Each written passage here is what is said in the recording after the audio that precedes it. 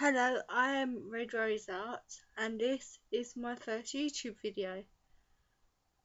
I'm currently inking with my Copic SP multiliners and brush pens.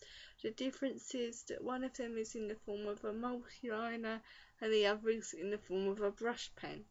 I find both of these objects very useful for different reasons. I like the variation given in the brush pen, and I like the neatness of the lines done with the multi-lines. They work very well together, and they work with Copic Chows and Originals and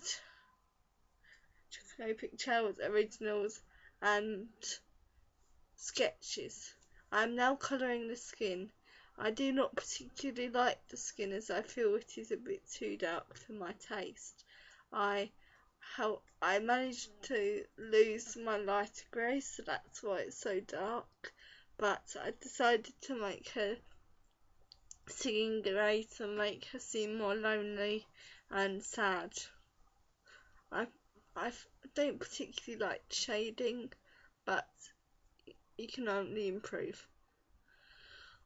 Before I started colouring, I used a Copic blender to make sure the paper stayed wet. I've learnt this technique off Kerry J. Please check out her videos as they are awesome.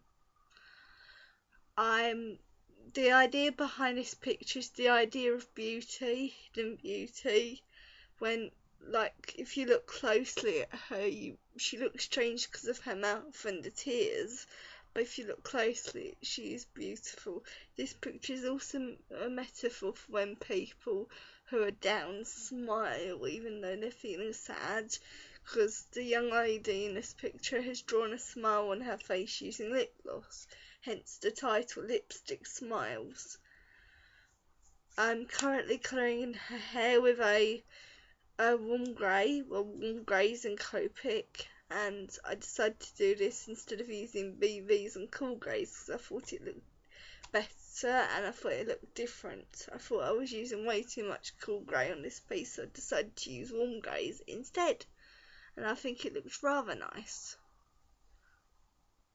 And I wanted to choose a fairly dull colour palette to contrast with her mouth and such, so I just used blues, warm greys, I used B's, cool greys and warm greys and the blues, and I didn't use any Copic grey, oddly enough. Well, actually I used R20, which is blush. Now I'm colouring her tears. I think I made a big mistake using the Beehive because it was way too bright and quite cartoonish, so I decided to try and lessen it with some grey. I tried to white it out with a white polychromo and add a bit of blend to make it a bit more pale, but I think it adds something to the picture, making it look more clownish. I'm now colouring her top, and I really like the shading on her top because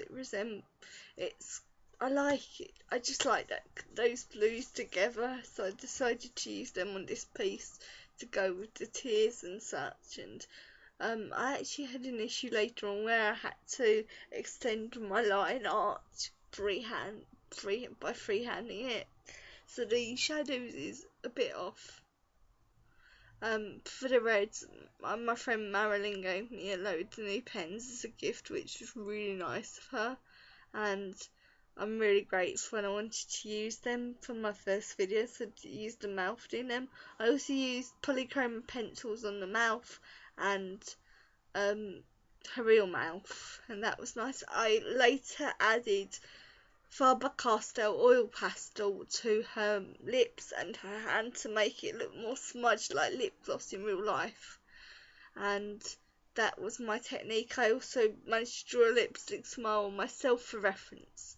I'm using my trio markers now, and I decided to add random dots into the background to go with her eyes. And now I'm spraying the picture with Copic blender to add some special effects. My mum made me the blender spritzer because she's a crafter and has everything. Thank you for watching. I hope you enjoyed this, and if you have any questions, ask me. Thank you for watching. Please